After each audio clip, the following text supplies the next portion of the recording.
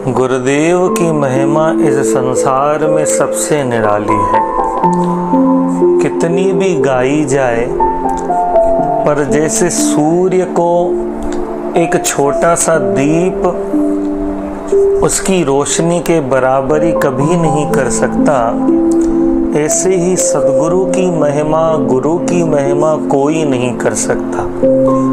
अंधकार से जो प्रकाश की ओर ले जाते हैं, जो अपने अनुभव से हमें चलना सिखाते हैं, जीना सिखाते हैं, वंदन है ऐसे गुरु के चरणों में, वंदन है ऐसे सद्गुरु के चरणों में।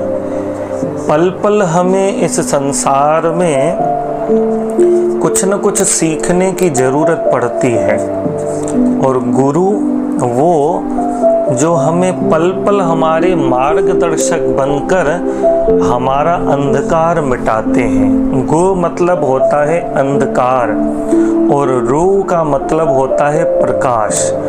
जो अंधकार से लेकर प्रकाश की ओर ले जाए, जो अंधकार से निकालकर प्रकाश की ओर ले जाए, उसे कहते हैं गुरु। हुआ भी ऐसे ही कि एक युवक के मन में एक बार पर्वतारोहण का विचार आया। घर से निकल पड़ा आवश्यक सामग्री लेकर थैले में भरकर, और सुबह सुबह निकला। दिन का सफर हुआ और रात्रि हो गई। रात्रि हुई तो थैले में से उसने छोटी सी लालटेन निकाली और उसे जला दिया। अरे जलाते ही देखा कि इसमें तो सिर्फ 10 कदम मात्र की रोशनी है, और हिम्मत हार कर बैठ गया। कहते हैं वहाँ पर ही किसी गुरु की कुटिया थी। उन्होंने उस युवक को देखा कि बड़ा परेशान। क्या हुआ बेटा? कहा गुरुवर, मैं तो निकला था पर्वत रोहण करने, पर्वत पर चढ़ने, पर देखो लालटेन की रोशनी कितनी कम है। तो गुरु ने कहा घबरा मत, अरे अभी तो तुम्हारा लक्ष्य काफी दूर है और तू अभी ही बैठ गया। इसकी बात चिंता न कर कि लक्ष्य काफी दूर है। अरे जैसे जैसे तू आगे बढ़ेगा तो 10 कदम लालटेन भी बढ़ती जाएगी। तेरा 1 कदम बढ़ेगा, लालटेन 9 कदम और बढ़ जाएगी। 10 कदम मिलकर जब साथ चढ़ोगे, 1 कदम तुम्हारा और 10 कदम लालटेन के, तो फिर देखो कैसे तुम लक्ष्य पर पहुंच जाते हो।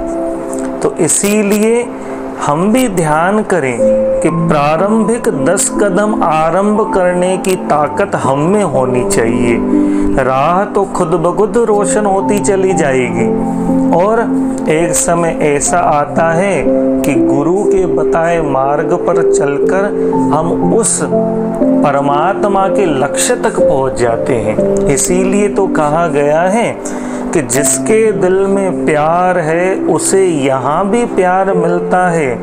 अरे ध्यान से देखो तो यहाँ सद्गुरु टेऊ राम का दीदार मिलता है। कहाँ तक कहूँ गुरुवर की महिमा। जब गुरुवर की महिमा गाने बैठे तो अपने द्वार ही वैकुंठ का द्वार मिलता है। तो गुरु को कभी बिसराए नहीं। क्यों? क्योंकि लोभ मोह का रोग भी गुरु मिटा देते हैं। जैसे अस्पताल में रोगी आते हैं रोग मिटाने डॉक्टर के पास, रोग भगाने, ऐसे ही गुरु तो भव रोग मिटा देते हैं। कैसे कैसे शिष्य आए, देखो शिवाजी महाराज ने गुरु की कैसे सेवा की, अर्जुन ने कैसे गुरु की सेवा की, सद्गुरु टेऊ राम महाराज जी ने कैसे गुरु की सेवा की। गुरु ने भी उन्हें निराश नहीं किया। गुरु ने भी ऐसे फिर गुरु भी बने कि शिष्य को निराश नहीं किया। गुरु उस मंजिल तक उस शिष्य को लेके गए, ऐसा रास्ता बताया कि तुम चलो खुद और हमसे भी ज्यादा ऊंचे बनो। तो गुरु कौन? जो अंधकार से लेकर प्रकाश की ओर ले जाए। इसीलिए ही सतगुरु बुद्धि के नैन में डारे अंजन ज्ञान, कहे टेऊ तम ब्रह्महर दिखलावे भगवान। ये बुद्धि के नैन भी गुरुवर खोल देते हैं। तो हम जरूर इन बुद्धि के नैनों से आनंद लें। क्यों? क्योंकि चलना तो पड़ेगा। एक निर्जन स्थान में दो पहाड़ियों के बीच एक झरना लगातार बहता ही चला जा रहा था।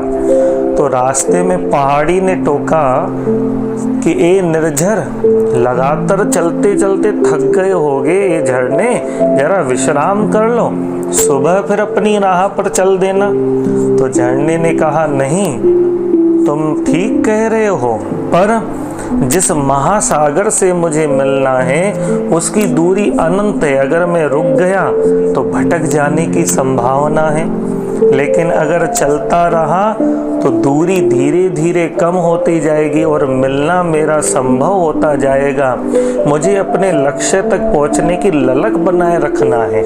ऐसे ही गुरु क्या कहते हैं? गुरु भी शिष्यों को कहते हैं कि शिष्य तू रुक न, तू चलता चल, धीरे धीरे उस परमात्मा की मंजिल मिलेगी।